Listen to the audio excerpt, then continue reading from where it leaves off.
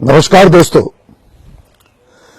मैं शायद इस तरह कभी कोई वीडियो हरगिज नहीं बनाता, ना ही इस तरह आपके सामने आकर मैं बात करता। लेकिन क्या है कि लोग हम हिंदुओं की हमारी अच्छाई को, हमारी उदारता को, हमारी सहनशीलता को हमारी कमजोरी ना समझें, इसलिए आज मैं आपके सामने आकर आप लोगों से कुछ बात करने वाला हूं।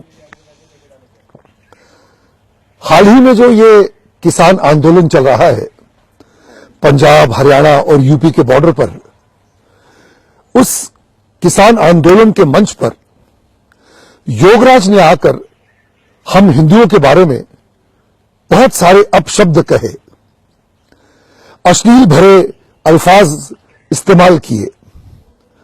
उसने ये कहा कि हम जो हिंदू हैं वो ट्रेटर्स हैं, हम हिंदुओं की कौम ट्रेटरों की कौम है, बुजदिलों की कौम है, और ही हेट्स हिंदूज। और उसने ये भी कहा कि ये हिंदू औरतें थीं, ये 2-2 टके में अहमद शाह अब्दाली के समय पे बिका करती थीं, और हम सिख उन औरतों को बचाया करते थे। तो सबसे पहले तो मैं ये बात करना चाहता हूं कि किसान आंदोलन में ये हिंदू और सिखों के बीच ये दरार डालने का जहर ये कहां से आया। और मैं योगराज से ये पूछना चाहता हूं कि क्या सिर्फ पंजाब में ही किसान हैं? हां, खेती बाड़ी क्या सिर्फ पंजाब में ही होती है, पूरे हिंदुस्तान में नहीं होती? अरे भाई, गेट योर फैक्ट्स राइट। इस आंदोलन में हरियाणा के किसान भी मौजूद हैं, यूपी के भी किसान मौजूद हैं। और सबसे बड़ी बात यह है कि जो हम बचपन से हम सुनते आए हैं कि हमारे देश में जय किसान जय जवान का नारा लगता है। हम तो किसानों को और सिपाहियों को, जवानों को आदरणीय मानते हैं। तो मैं तो अपनी सरकार से ये गुजारिश करूंगा कि भाई, ये जो किसान आंदोलन चल रहा है, आप किसानों की मांगों को सुनिए और जल्द से जल्द कोई निर्णय लीजिए।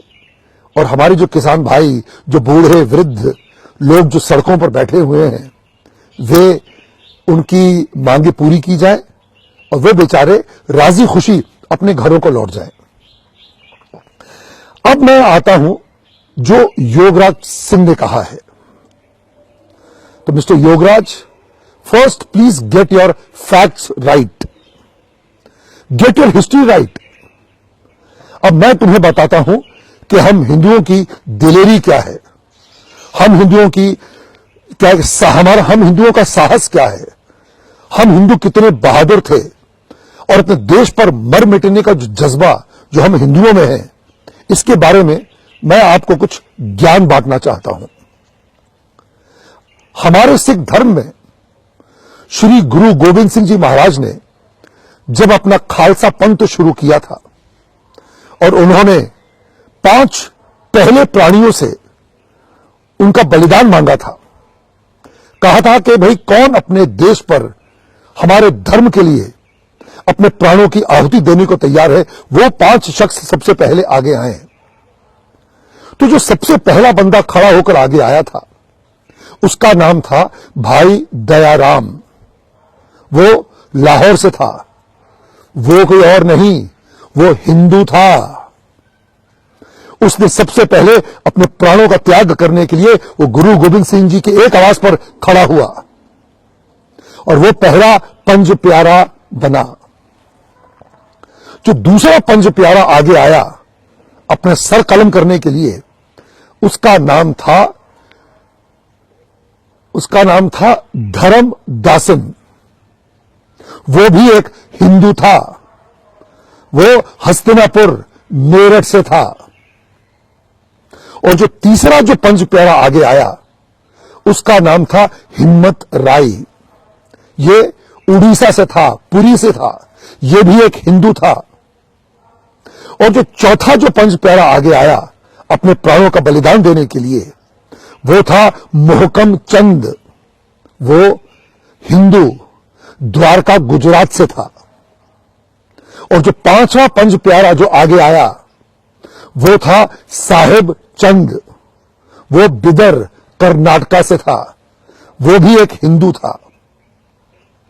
And for your kind information, जो पहला पंज प्यारा था भाई दयाराम, वो भंगानी के युद्ध में गुरु गोविंद सिंह जी के लिए लड़ते हुए शहीद हुआ था, और जो दूसरा पंज प्यारा था वो नांदेड़ के युद्ध में गुरु गोविंद सिंह जी महाराज के लिए उसने प्राणों की उसने आहुति दी थी, और जो तीसरा चौथा और पांचवा पंज प्यारा था ये चमकौर के युद्ध में गुरु गोविंद सिंह जी की खातिर, उनकी जान बचाने की खातिर उनके दो पुत्रों के साथ शहादत उन्होंने प्राप्त की थी। कहने का मतलब यह है कि तुम कह क्या रहे हो कि हिंदू कावर्ड्स हैं, हिंदू ट्रेटर्स हैं। ये पांच प्यारे थे, पंज प्यारे, जिन्होंने गुरु गोविंद सिंह जी महाराज को छठा खालसा बनाया था। सो कभी भी हिंदुओं की दिलेरी, उनके साहस, उनके आत्मविश्वास पर कभी सवाल मत उठाना। कहने का मतलब यह है कि गुरु महाराज के जो पंज प्यारे थे वे पांचों हिंदू थे, दलेर थे, साहसी थे, और वे गुरु महाराज की आज्ञा पर अपने प्राणों को न्यौछावर करने के लिए तैयार हुए थे। इसलिए कभी हिंदुओं की बहादुरी, उनकी सहनशीलता, उनके आत्म बलिदान पर कभी सवाल मत उठाना। अब आता हूं मैं बंदा बहादुर पर। बंदा बहादुर जिसने गुरु महाराज के दो साहबजादों की मौत का बदला लिया था, वो बंदा बहादुर कौन था? वो बंदा बहादुर था हिंदू ब्राह्मण, कश्मीरी पंडित।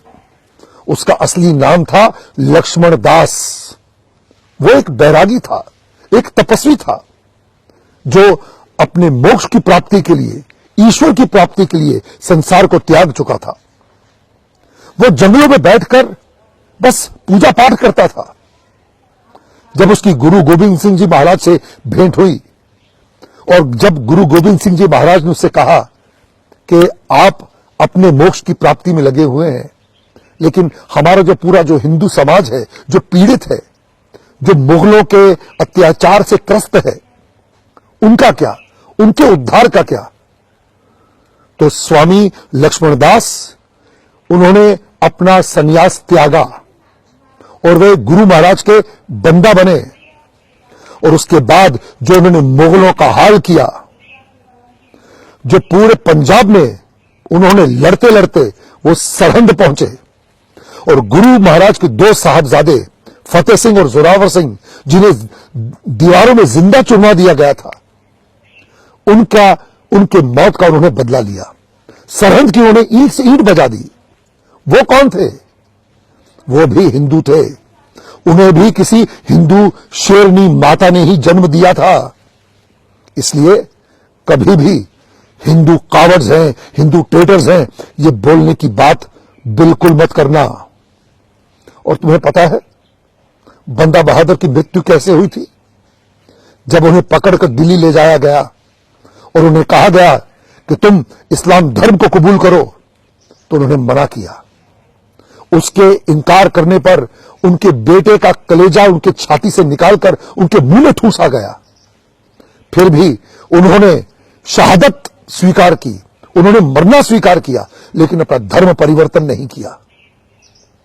तो जो आत्मशक्ति है, जो आत्म बलिदान का जो जज्बा है, वो किसी भी हिंदू में कम नहीं है, ये याद रखना। अब तुम एक और हिंदू का नाम सुनो। नाम है दीवान टोडर मल। ये एक हिंदू क्षत्रिय थे। जब गुरु महाराज के दो साहबजादों को दीवारों में जिंदा चुलवाया गया, तब उनकी माताश्री ने अपने प्राण त्याग दिए। तो मुगलों ने गुरु गोविंद सिंह जी की माताजी और उनके दो साहबजादों की, जो बेचारे वीर गति को प्राप्त हो चुके थे, उनके दाह संस्कार के लिए लोगों को जगह नहीं दी, जमीन नहीं दी।